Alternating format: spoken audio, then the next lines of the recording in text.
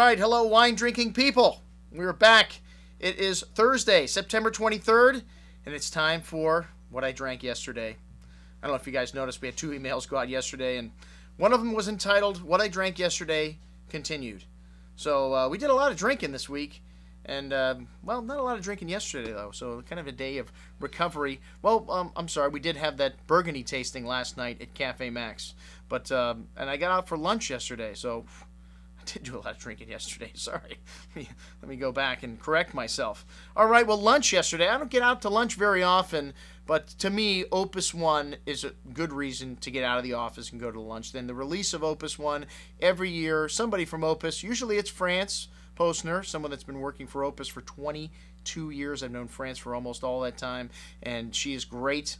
We've had many lunches together, and when she doesn't do a lunch, she'll stop by the store, or if I can't make it to the lunch. So I always get to taste the new release of Opus One. This is a wine that I have had every vintage to date. Actually, we did a tasting showing every single vintage of Opus 2 years ago. And the 79, the very first vintage, a lot of people's favorite. Well, the 2007, the release that's out now, another outstanding vintage from California, and another great effort from Opus One. I think they're making the best wines of this winery's career recently. The 06 we also tried, which was nice. This wine a little bit closed in right now, like a lot of 06s, showing a lot of the earthy elements of it. The 07, a classic style vintage. I think this is a vintage for most people it's going to drink the same from start to finish. Lovely fruit, lovely currant, black cherry, dark cocoa. This wine's very complex nose, very big on the palate, very chewy, but lovely savoriness, lovely freshness. And one of the things that's changed about Opus is the alcohol has got higher over the years. And you know what? Alcohol is getting higher everywhere. Even in Bordeaux, you're finding wines with 14+% alcohol. And the 07 still very balanced, even though a little fruitier, a little more typical of what you get in California. This wine used to have a lot of old world character to it. It's kind of lost a little bit of that since Tim Mondavi has left, and the new winemaker has taken over and cleaned things up a bit. But the press love these new wines from Opus, some of the highest rated wines in this winery's career. We will have an offering for you on the 2007 Opus coming out shortly. I don't know if we'll have a price for you on this email, but I will send out the review. All right, well, you know what? We also had the 2007 To Kalon Fumé Blanc Reserve. This is one of my favorite wines from Mondavi, from the original To Kalon vineyard right around the winery there. And this Sauvignon Blanc to me reminds me of white Bordeaux. It has this lovely fig and melon fruit, a little bit of grapefruit, citrus, and just very distinct minerality. And I don't know if I would guess this was from California in a blind tasting. It really reminds me of a white Bordeaux. Robert Mondavi, the gentleman who coined the term Fumé Blanc, and just the same as Sauvignon Blanc. He just thought the smokiness of his wine. And then you have Puy Fumé in the Loire Valley, which he could have capitalized on that and the smokiness of his wine, and thus he created the term Fumé Blanc. All right, well, we did have that Burgundy tasting in the store last night. Thank you very much, Jeff Weston, for helping me out. It was about 20 people, 23 people, or whatever it was. Thank you guys for attending. And some very nice 2006 vintage Burgundies. 2006 is not a hot topic among collectors, but man, you open up 9 wines from 06 like we did last night, and people love the wines. These 2006s are drinkers. And we started out with a little Moreau Chablis, the 2006. This was a wine that was in our wine gift box selection a year ago. Still drinking very nice.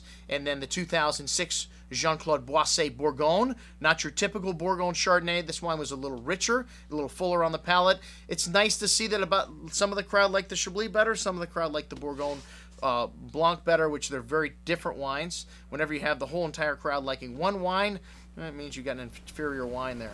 So we sold a little bit of almost everything last night, too. Another good sign. We had the Morgon to start out from Montmisson, the Côte de Pie.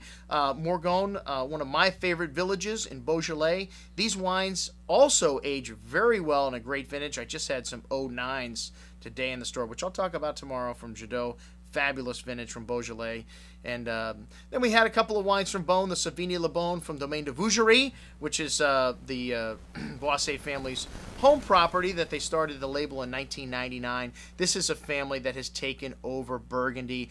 But the Boisset name used to be mud, dirt, I would not give Boisset to my dog. But today, the next generation, they've changed everything around. They bought some prime vineyards, some prime labels like Mommy Son, Bouchard Anne, two of the wines that we had last night, and then this new Domaine de Vougerie label. And then they also have a Jean-Claude Boisset label, which if you're looking for great stuff from Burgundy, you can pick any of these, and they're all great, all biodynamically farmed, organic, and just incredibly clean wines, very typical of wines from those regions. The last wine we had, the money wine of the night, the Domaine de Vougerie Vougeot, was just a village wine. And named after Clos Vougeot, the most prestigious Grand Cru. And man, this wine showed beautiful finesse, lovely silky velvety texture, lovely red cherry fruit, exotic spice, floral notes. Really, really nice. And for a village wine, we served it after the Premier Cru Bones, of course, but really showed nicely. All right, well, that's what we had at Cafe Max. I'm having wine with dinner. And when I got home last night, I just happened to have a bottle of Lewis Hudson Syrah. The Lewis Syrah won our big tasting Tuesday. Yay, Lewis. All right. Well, the Hudson, man, I even like this wine better than the Napa. And maybe not for everybody. It's not as fruity. This is a little more Rhone-esque. Has a little more of the gamey kind of black peppery spice, but still full throttle fruit, black plum, black cherry liqueur-like. This is a Lewis wine, and some of that famous oak treatment that they have, that dark chocolate and smokiness. Really delicious, most excellent. And that's what I had to drink last night.